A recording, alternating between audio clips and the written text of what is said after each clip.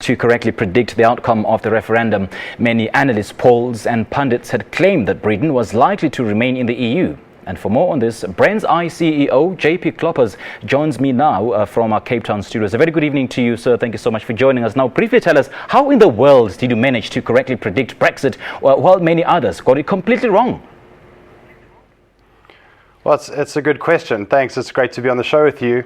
I think we almost took a chance this week, early in the week, when we started just tracking the conversation around Brexit from the UK, passing it through our technology, and realized quite surprisingly that 60% of people on Tuesday evening were saying that they were going to leave and not remain, which was totally counter to what we were seeing in other polls. So we kind of took a gamble and decided to go out to media with that stat. Almost not knowing what it means, but then realizing as we drew closer to the results coming out that we actually had something quite substantial. And as you saw in the charts that have just come briefly across the screen, the sentiment actually changed on the day of the vote. But as we've seen before in the SA elections, it was almost too little, too late, as the Remain camp tried to really sort of get it over the hurdle right at the end there, but the public sentiment on the Leave side was just too big. Now, JP, out of the 10 cities that you're monitoring, there were only 2 cities that were where the results didn't go as you had predicted. What went wrong there? Well, I think we're going to look into that this week. I think what we did in that exercise was looking at how the cities were mostly going with Remain and the outlying regions with Leave, and we saw that in the social data as well. And it really is. It was staggering to us how social media kind of really reflected what happened on the ground in the elections when the results came out, even down to a city level.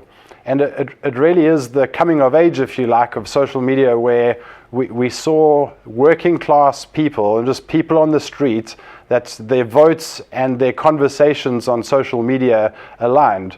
And out of the 20 cities that we had a look at, only 4 of them didn't match up with what we saw, but that could just be the margin of error in the data that we were tracking. Now, given that British people are largely conservative, I mean, what are the pointers that you focused on particularly to arrive at such a prediction? So the way in which our technology works, and it's relevant to the question, we use humans to verify data, and then that verified data informs our machine learning algorithms on how to better judge the rest of the conversations. And so out of the 500,000 people that we tracked from Britain, these are just normal people throughout the UK who are speaking on social media. We tracked about 500,000 conversations, and we took a sample of 10,000 of those, put them through our crowdsourcing platform. And from that, people can read the nuance, and we see it in some of the tweets that are on the screen. It's actually quite hard for a machine to understand what a human's saying. But when people read it, they know, yeah, this is actually somebody who's sarcastic or they're frustrated.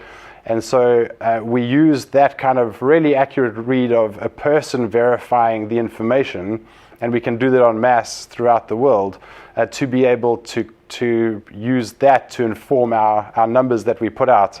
And that was why we trusted it. We've learned over the years that we need to trust our data. So when it said 60%, we decided to go with it and to say, look, we think there's going to be an upset. We're not sure how much of an upset, but it certainly appeared like people were underestimating the Leave campaign.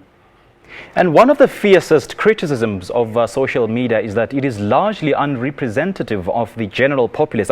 For instance, JP, according to YouGov polling data, 75% of youth who are between the age gap of 18 to 24 voted to remain in the EU, compared to the older 52% of Britons who voted to leave. Now, how then can we bank on social media as a true reflection of the will of the people?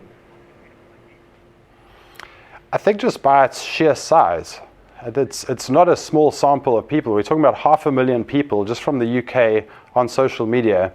And over the years, while it used to be predominantly the younger generations, we've certainly seen that change. The fastest growing generation on Twitter at the moment, I believe, is the 65 plus, which is staggering. So social media, I think in this case it would appear representative. From the week, at the end of the week, it was 53.5% on our data that said leave, and the remaining said remain.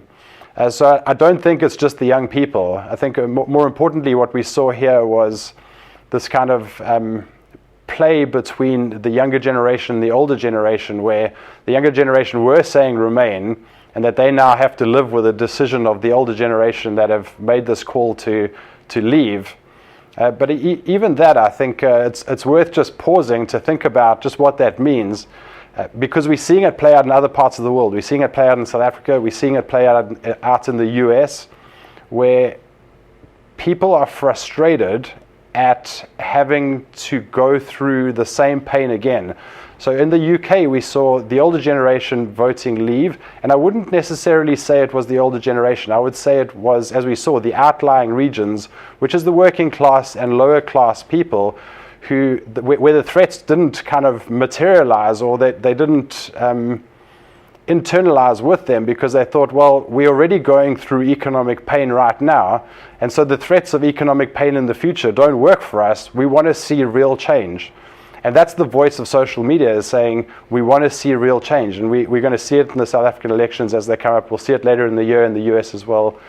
So it is a fascinating era for social media and companies like ours who are involved in this kind of technology of measuring sentiment.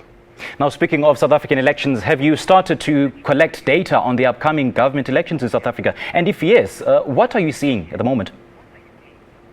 We have started collecting data. It's too soon. Our analysts have been flat out looking at the UK this week, but we'll come out in the next couple of weeks with some more information on what we're seeing in social media here in SA. All right, JP, thank you so much for your time. Thank you. Great. Well, that was JP Kloppers, the CEO of